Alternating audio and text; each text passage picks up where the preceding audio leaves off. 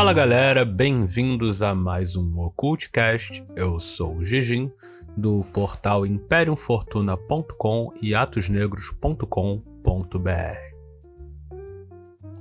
E voltamos aos nossos Occultcasts. Hoje eu quero falar sobre um assunto que, para variar, eu levantei lá no nosso grupo do WhatsApp. Lembrando que aqui no Rio de Janeiro tá um frio do caramba, então se por acaso eu der uma estremelicada durante o podcast, é porque realmente tá muito frio e olha que já são quase meio-dia aqui no Rio de Janeiro. Deve estar uns 16, 17 graus, que para um carioca é praticamente como um inferno glacial. Mas o que rola? Hoje a gente vai falar de Goetia, principalmente pelo fato de que nós estamos com o nosso grupo de estudos, né, de Goetia, já estamos terminando, faltam somente 2 aulas, nós já falamos sobre o Lemegeton inteiro, mas uma coisa que eu queria trazer nesse podcast é uma questão sobre anjos e os demônios quando a gente fala de Goetia. Todo mundo, quando vai estudar Goetia, simplesmente quer saber dos 72 demônios que aparecem lá. E sim, tem gente que chama de demônio, tem gente que chama de daimon, tem gente que chama de djinn, tem gente que chama de gênio, tem gente que chama de espírito, eu chamo de bicho. Então vai de cada um, não tem problema nenhum, certo? A forma como vocês chamam essas entidades que pertencem ao plano infernal ou plano, sei lá, baixo, vamos colocar assim. Mas uma coisa que as pessoas raramente falam, principalmente porque elas pulam parte do Lemegeton, é que no Lemegeton nós temos os livros Ars Goetia, Ars Theurgia Goetia, Ars Paulina, Ars Almadel, Ars Notoria e Ars Nova, certo? O Ars Goetia e o Ars Theurgia Goetia são os que falam dos 72 demônios e que falam do ritual para você fazer a evocação desses 72 demônios.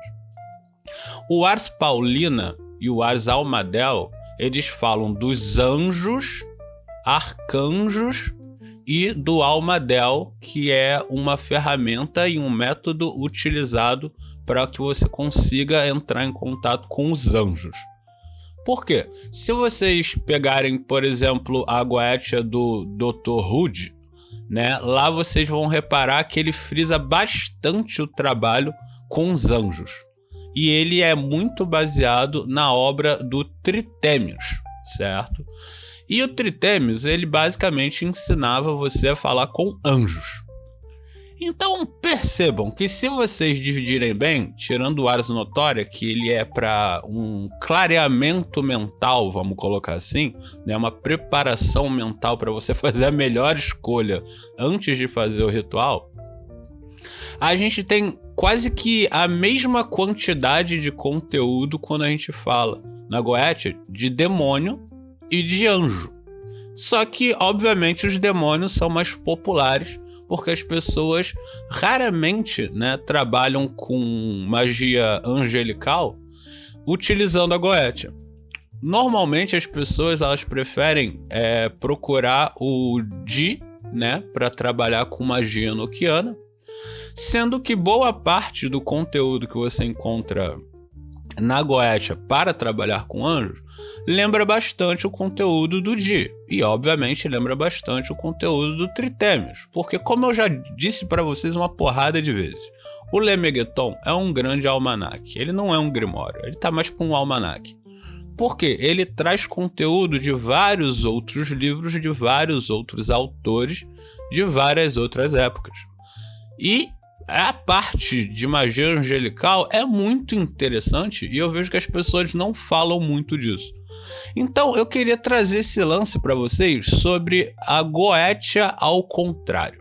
Eu tenho que citar também só mais uma coisinha, né? O fato de que fala-se mais de demônios quando a gente fala do Clavículas de Salomão, porque algumas edições do Clavículas de Salomão não tem o Ars Paulina e nem o Ars Almadel. eles mantiveram somente o Ars Goetia e o Ars Theurgia Goetia, e em algumas versões vocês encontram até partes do livro de São Cipriano, sacou? Ali dentro.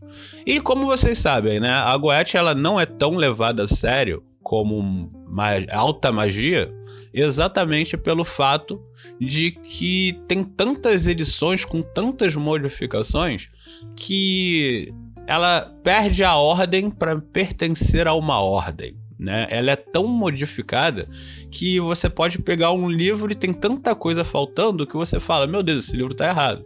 Então isso descredibiliza bastante, né, a Goetia em si, ou melhor, o Clavículas de Salomão em si, porque Goetia não é bem o nome do negócio, né? É Clavículas de Salomão, a chave menor de Salomão. Então vamos falar um pouquinho disso. Lembrando sempre, né, que nós estamos na imperiumfortuna.com, atosnegros.com.br, que é a nossa rede social. Ela é uma rede social fechada somente para os membros da Imperium Fortuna. Ou seja, para você entrar na Atos Negros, você tem que entrar no nosso grupo do WhatsApp, que é aberto, e lá você pede uma solicitação para entrar na Atos Negros. E lá a gente tem uma rede social exatamente igual um Facebook da vida, certo? Onde a gente tem um conteúdo exclusivo para os membros, né? Ou seja, na Imperium Fortuna a gente tem um conteúdo aberto para todo mundo.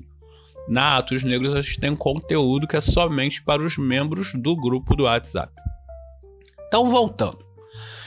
Por que a gente tem que falar com um anjo se a gente quer falar com um demônio? De acordo com o material que vocês vão encontrar no Lemegeton, o que mais tem é a oração e prece e métodos baseados um pouquinho na cultura judaica, não tanto, mas um pouquinho, né, para que você consiga falar com o anjo. Então você tem bastante prece, você tem bastante oração, você tem muito nome de anjo, você tem relógio específico para você encontrar a data para você conseguir falar com o anjo.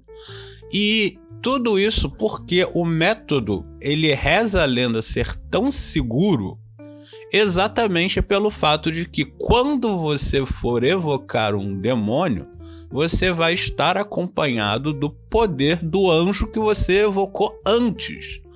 Tanto que se vocês encontrarem, né, o livro do Dr. Hood, da Goetia do Dr. Hood, vocês vão perceber que ele automaticamente já coloca ali para você o sigilo, né, o selo do demônio e o sigilo do anjo do lado.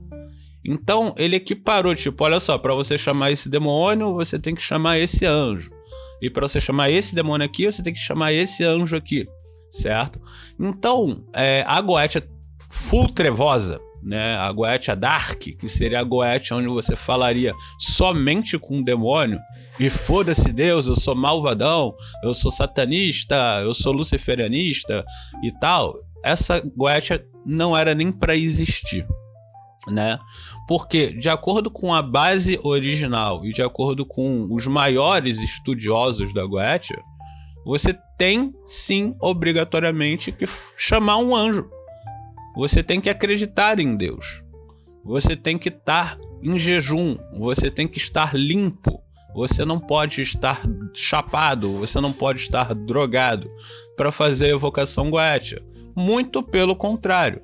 Em algumas versões, você fica dias fazendo jejum, fazendo limpeza física, fazendo limpeza mental, que é o Ars Notória, fazendo limpeza espiritual, para que então você consiga trabalhar com a evocação demoníaca.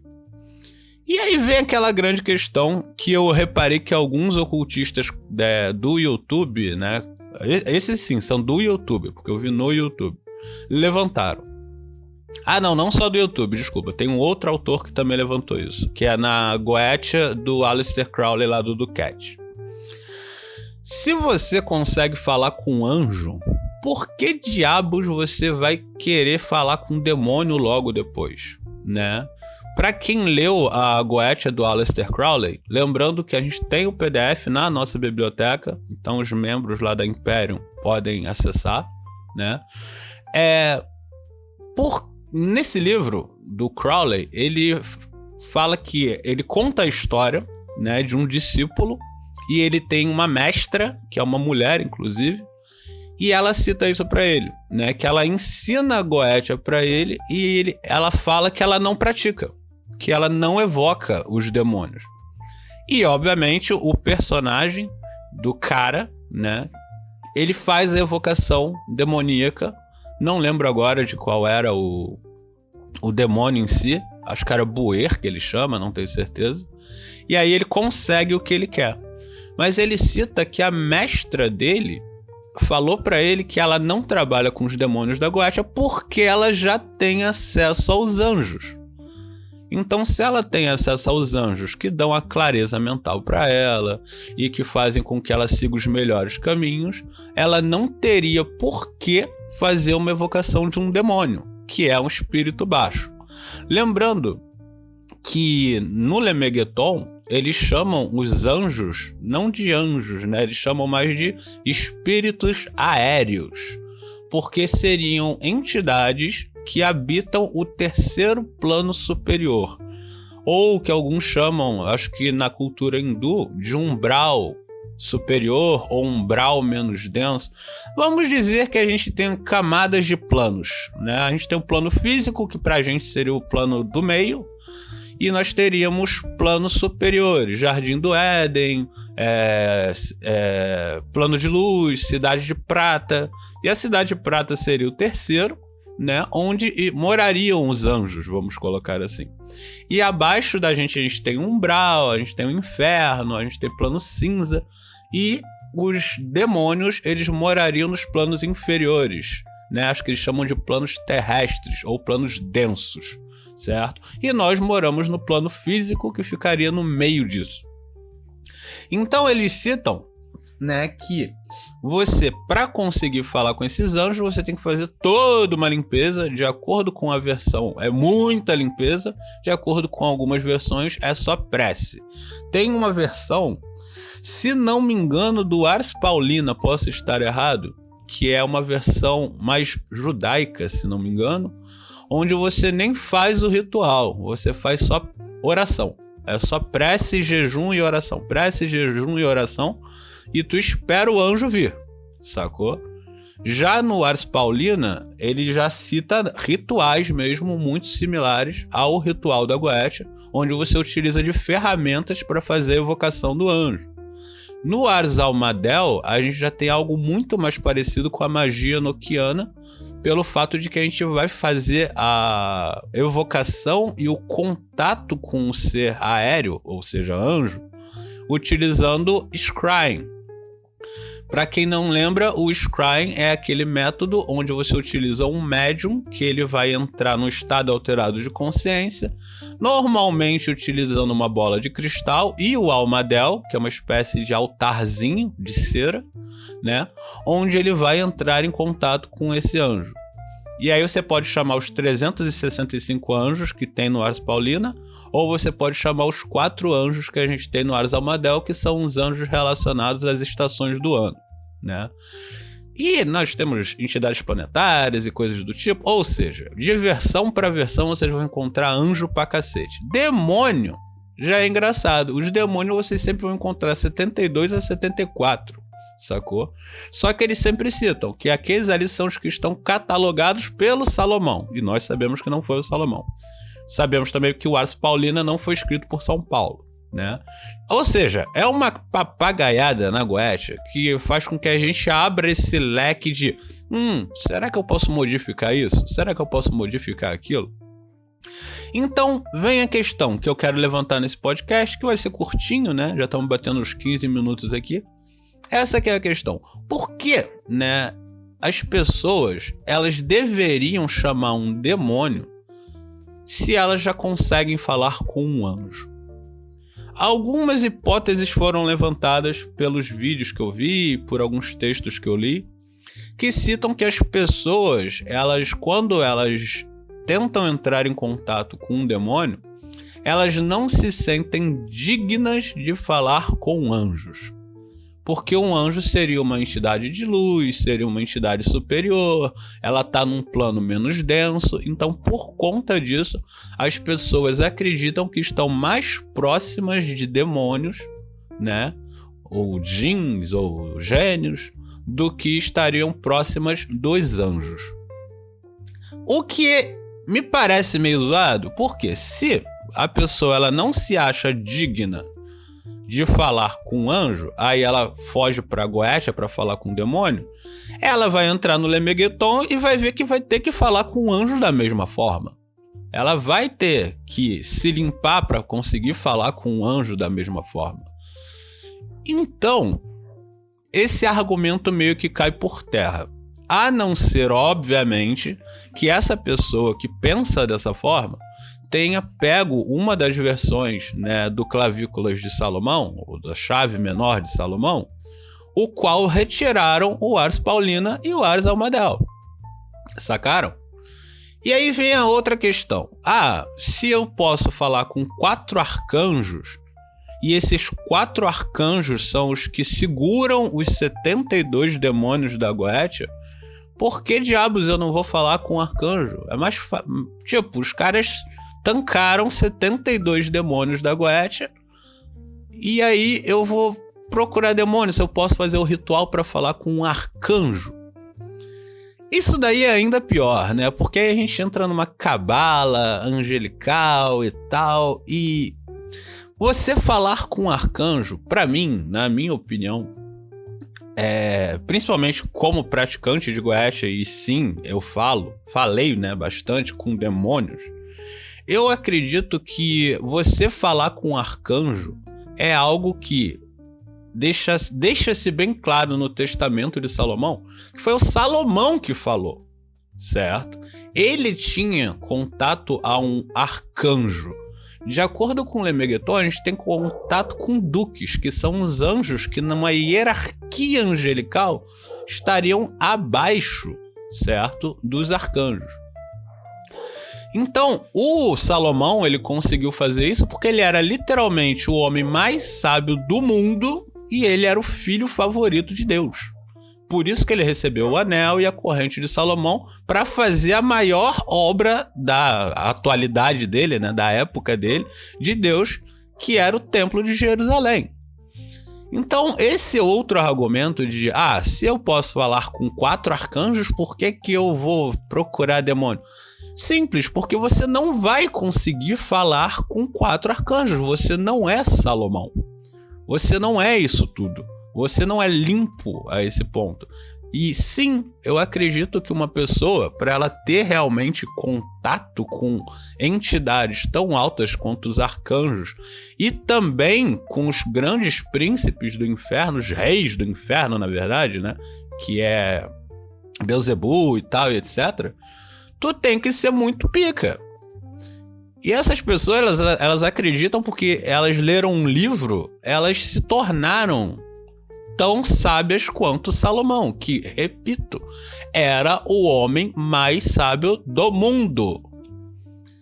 Então, para mim, e a minha opinião pessoal, eu acredito que as pessoas, elas acreditam ser indignas, sim, de falar com um arcanjo, as pessoas que têm o pé no chão, e por conta disso elas falam com os anjos. E os anjos vão trazer proteção para elas, que é algo de energia menos densa. E elas procuram nos demônios coisas mais terrenas, coisas mais densas. Ou seja, quando você procura um anjo, você procura proteção, você procura paz, você procura algo iluminado, uma iluminação, uma clareza, certo? Quando você procura um demônio, você procura sexo, você procura dinheiro, você procura propriedade, você procura coisas mais do plano físico. Então, obviamente, se uma pessoa ela tá procurando uma evolução espiritual, obviamente que eu aconselho ela a trabalhar com anjos e não com demônios. Porém, se a pessoa tá querendo um emprego, sacou?